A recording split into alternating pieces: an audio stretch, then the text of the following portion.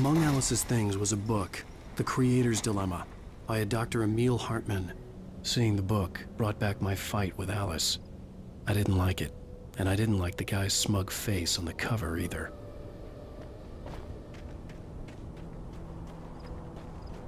The gas station was my best bet.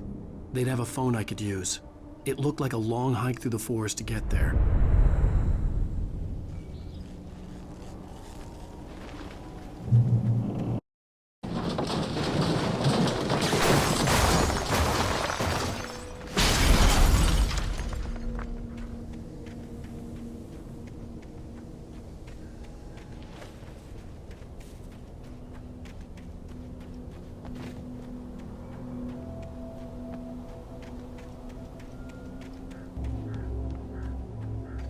Hello?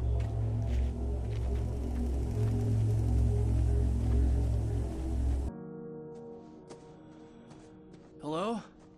Is someone there?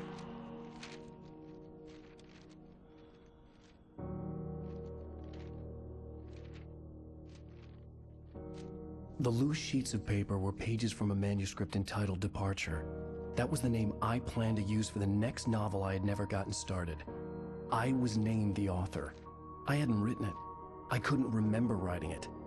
In the scene on the page, the hero was attacked by an axe murderer in the woods at night.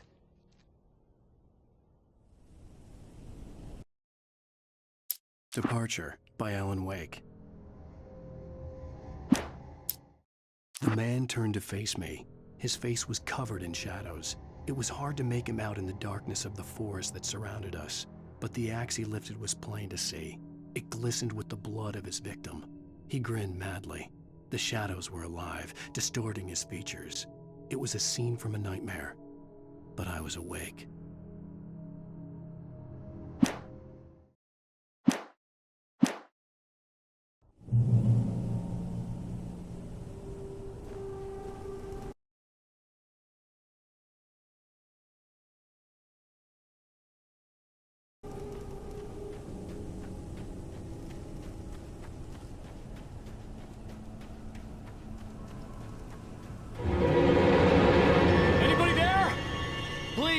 I've been in an accident!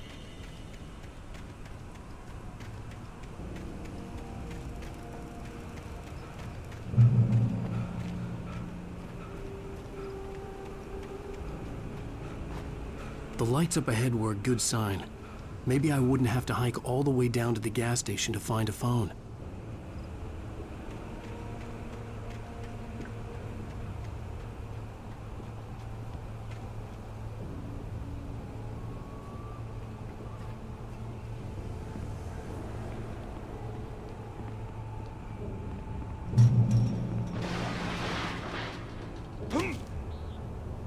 Anybody there? Please, I've been in an accident! Hey! Hey, you! Phil! There's been an accident! I need help! Listen, I need to... Premium cabins for rent in... Nightfall! Oh, hell. Carl Stucky. Pleased To meet you.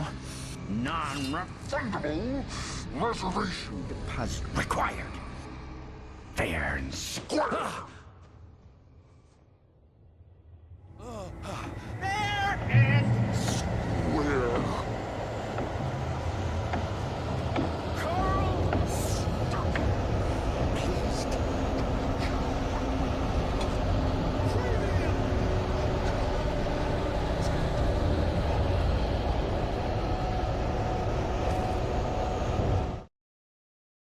The Taken stood before me. It was impossible to focus on it, as if it stood in a blind spot caused by a brain tumor and eye disease.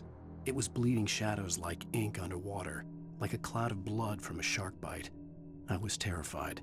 I squeezed the flashlight like my life depended on it, willing it to stop coming any closer. Suddenly something gave, and the light seemed to shine brighter.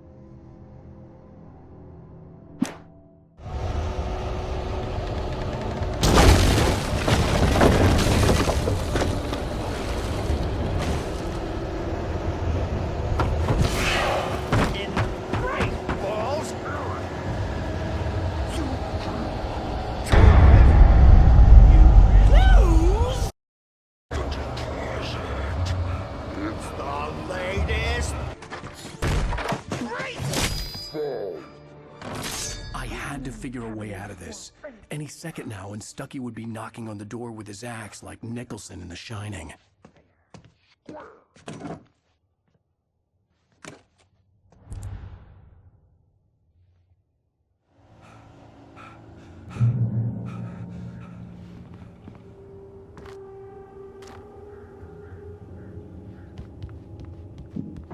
During your trying, it's the latest thing. Incontestably proven. Yes. Let's Great Falls Sheriff Station. How may I... Hello? Hello? sights and keep those cholesterol levels. The spat.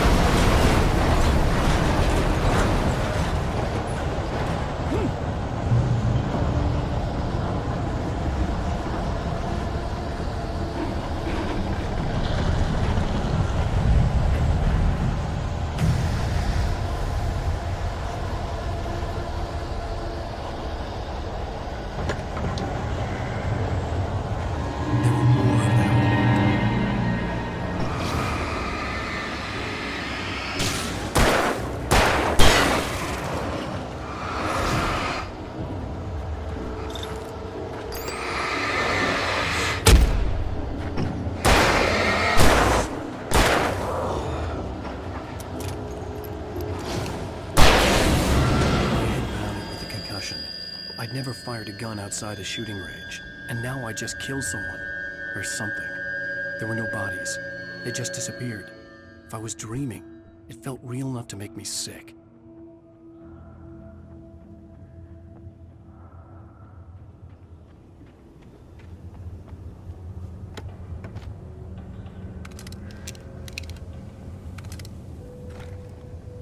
Eerie hand-painted graffiti was revealed by my flashlight. Someone had hidden a chest of supplies near it.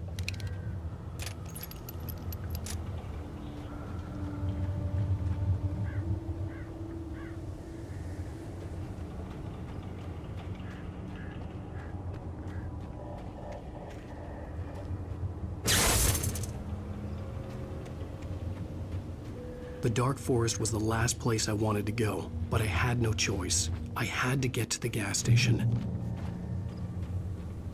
It's rabbit season.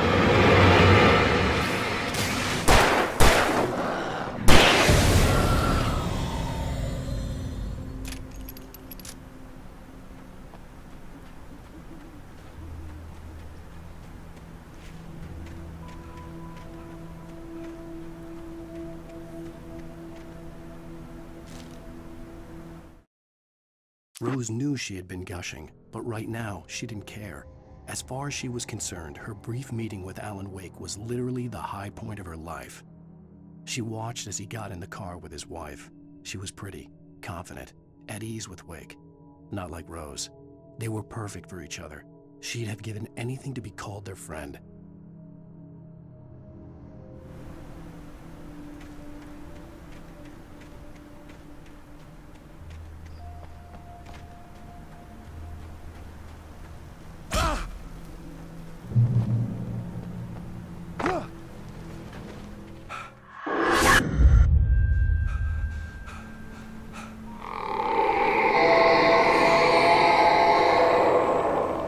What the hell was that?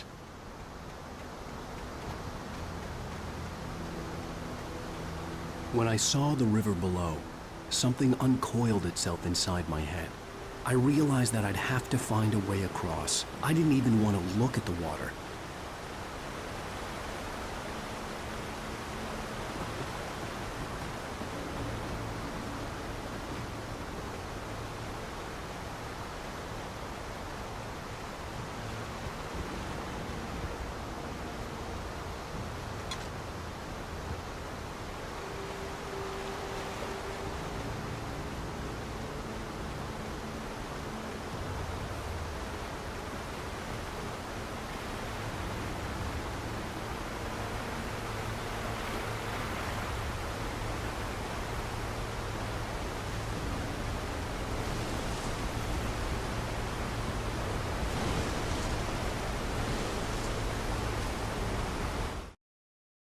Barry Wheeler was bouncing off the walls. He jumped on a plane after his calls were ignored by both Al and Alice for several days. It could mean that they were both on a second honeymoon, but Barry didn't buy it. Al had been way too unstable for that, not sleeping, messed up. Barry had years of experience dealing with Alan Wake, and he couldn't ignore it. Something was wrong.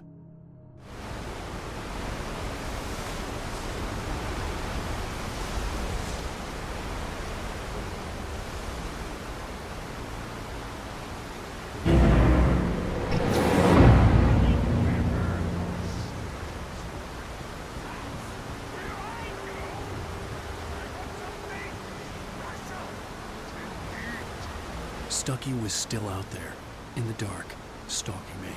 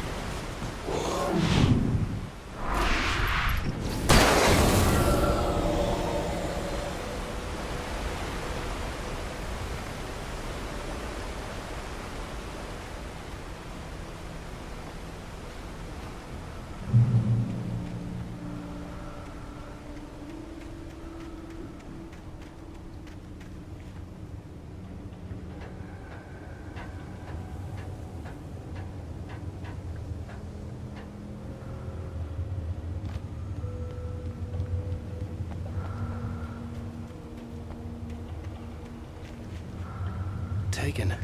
They're taken.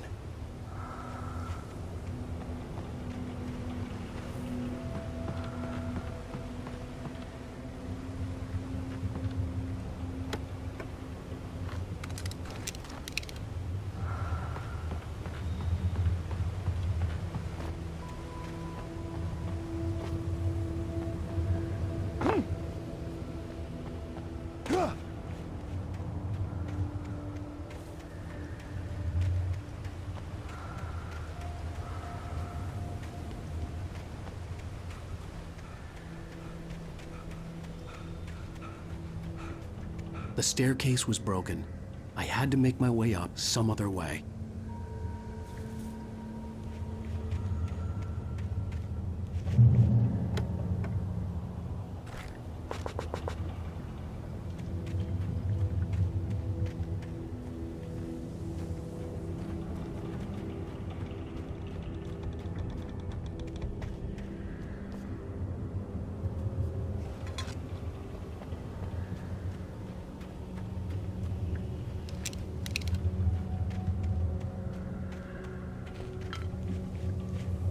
There was no power. There was bound to be a generator somewhere at the logging site.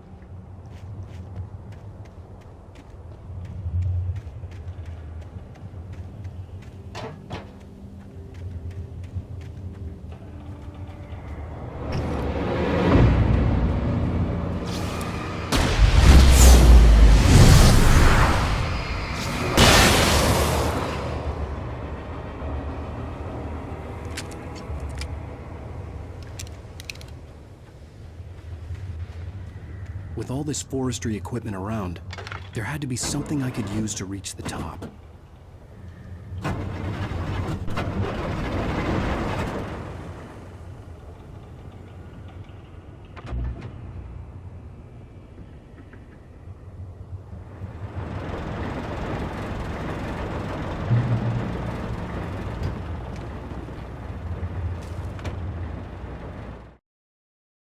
I heard them before I saw them, swooping down from the sky and screeching as they came.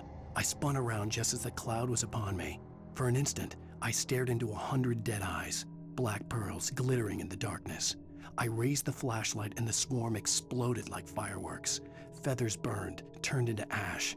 I couldn't hear my scream above theirs.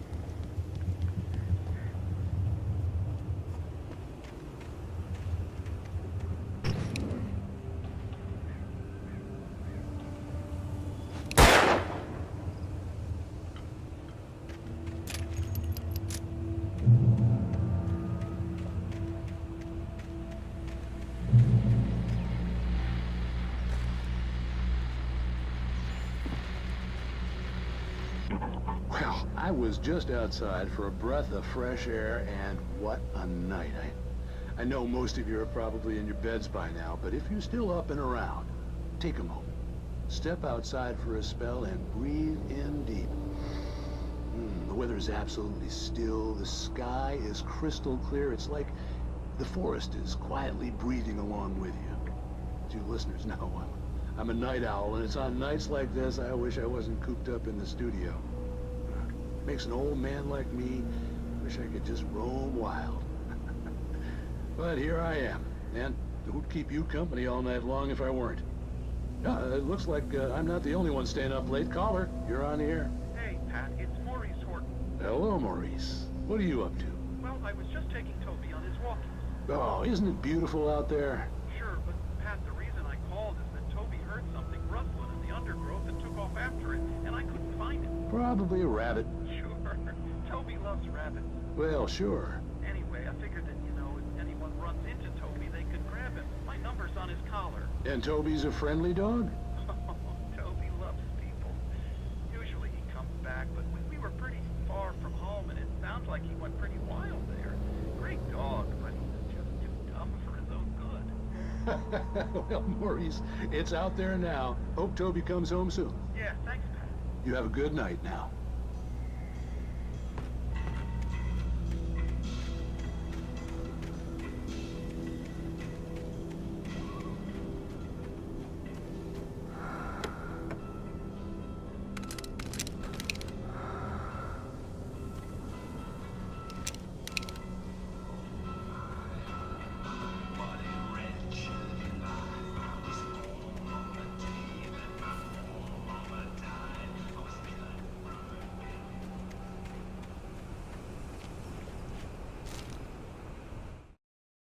At first, I kept finding the pages as if by accident. The book I couldn't remember was either a terrible and true prophecy or an act of creation that had rewritten the world. I began to hunt the pages feverishly, for they held the answer to the mystery. With it, I could save myself. With it, I could save Alice.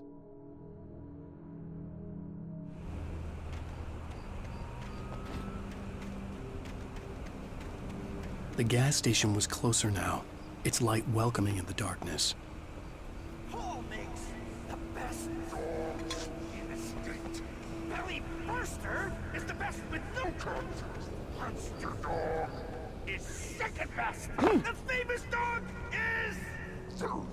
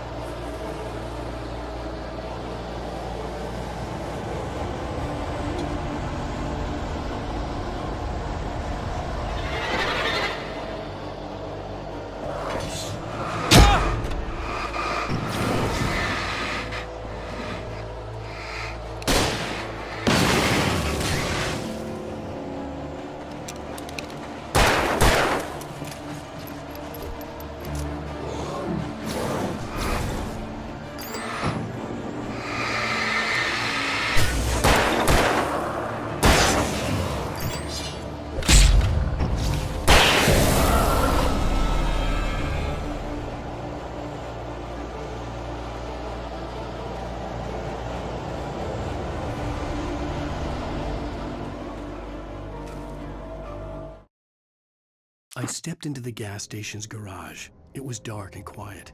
The place was a mess. It looked like someone trashed the place or that there'd been some kind of fight. Light spilled into the room through an open door at the back, and I made my way toward it. Without any warning, I was blinded by a bright light. An old portable TV on the shelf had come alive by itself. Impossibly, I could see myself on the screen, talking like a madman.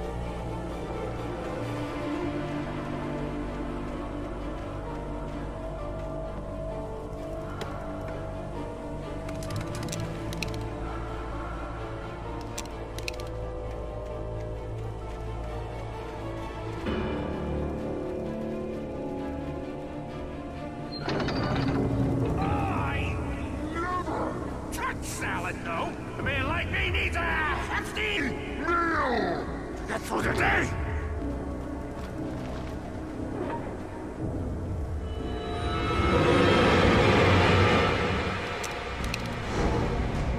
We enjoy the magnificent.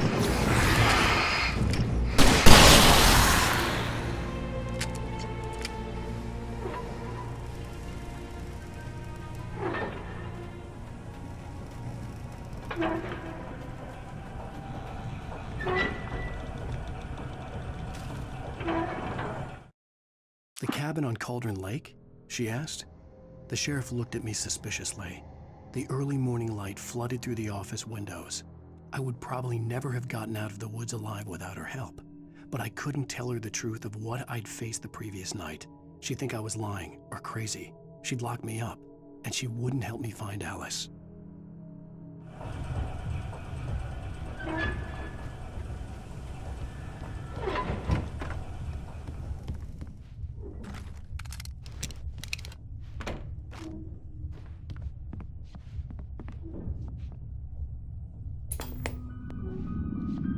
Science.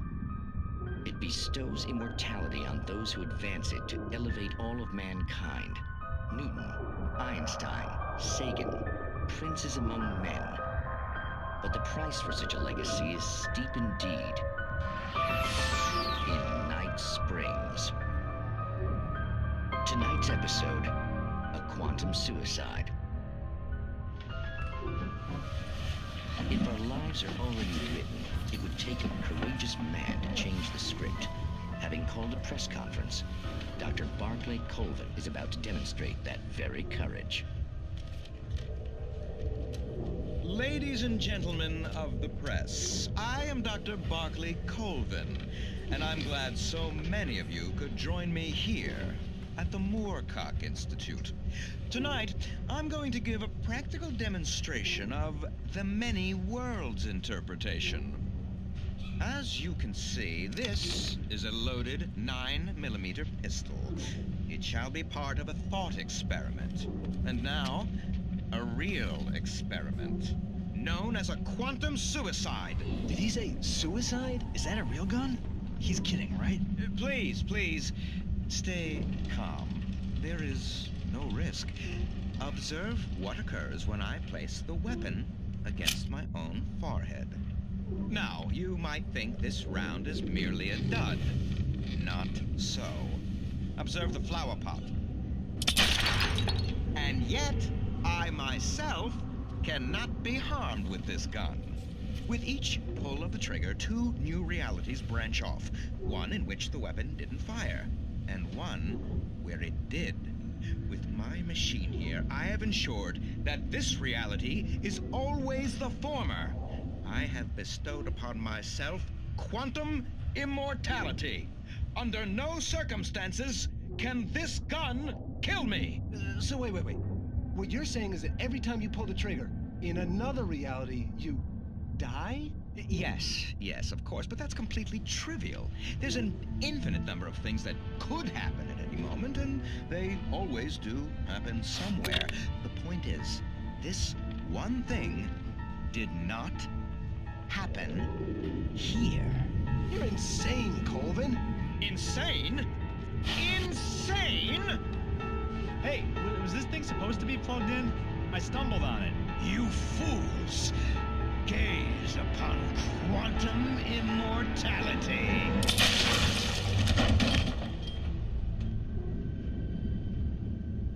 Poor Dr. Colvin, felled by his own hubris or the ignorance of the masses.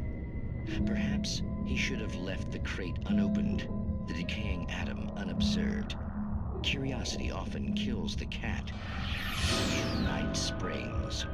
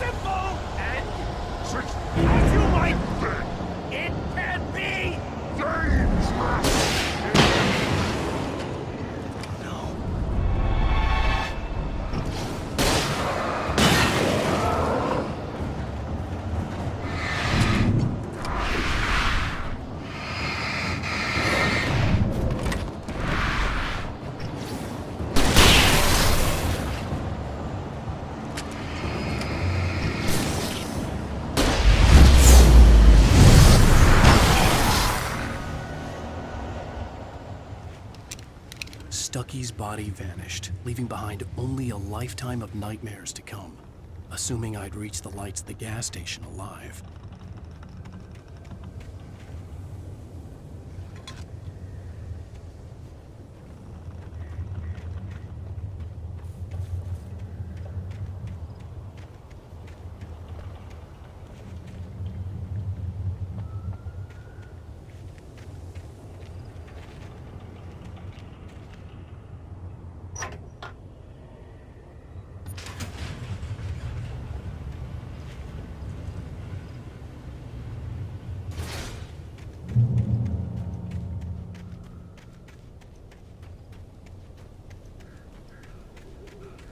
I recognized the parade float I had seen in Bright Falls when I first arrived with Alice.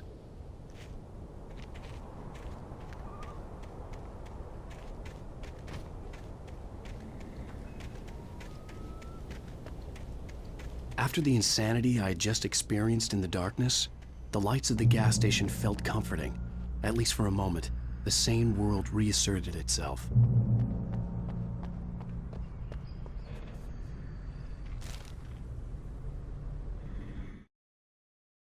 Stucky spat on the garage floor and tried to shake the cobwebs from his head. Ever since the couple never showed to pick up the keys, things had been fuzzy. Something, a feeling, caught his attention. Stucky looked up and stared as his brain tried in vain to process the horror before him. He stumbled back, knocking over a can of oil. A black pool spread across the floor while he struggled for a brief moment, then let go as the unrelenting darkness engulfed him.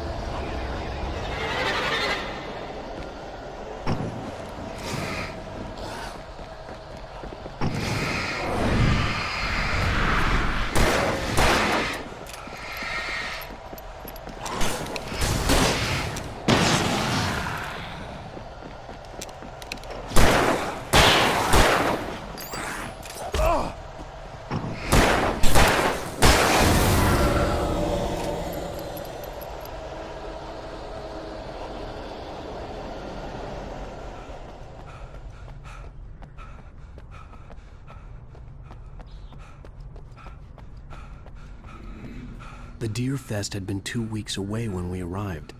If the day count on the banner was right, I was missing a whole week between the night we got here and now. The garage was a mess. It looked like someone had trashed the place, or that there'd been some kind of fight.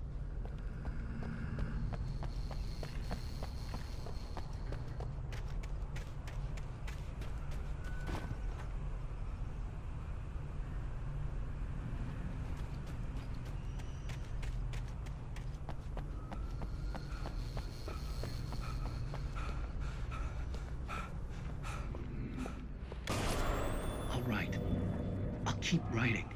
Outside, there's only darkness. Outside the cabin, outside the story, there's only darkness.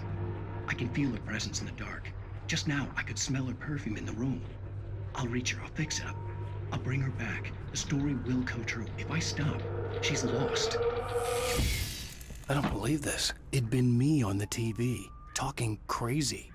Was I losing my mind?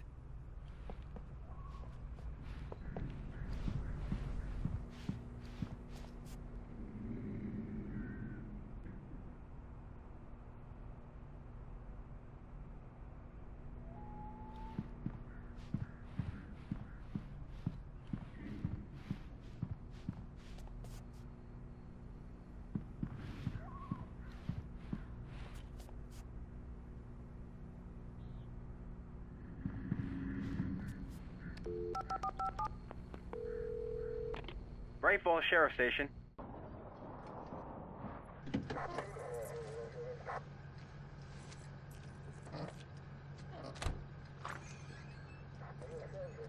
Oh, thank God, Sheriff. Sheriff Sarah Breaker. You are... I'm Alan Wake, but listen. I was in a car crash. My wife, Alice, she's missing. Calm down, Mr. Wake. We were staying in a cabin on the island, on Cauldron Lake. There's no island on Cauldron Lake. Not since the big eruption in the 70s. Please, I can take you there, okay? You look like you've taken a pretty bad knock to the head. Are you okay? Listen. We'll figure this out. Please get in the car. We'll swing by the lake and then we'll go to the station, okay? Mr. Wake, have you seen Stucky, the guy who owns this place? I realized I couldn't tell her what had happened in the forest. She wouldn't have believed me. And then she wouldn't have helped me with Alice.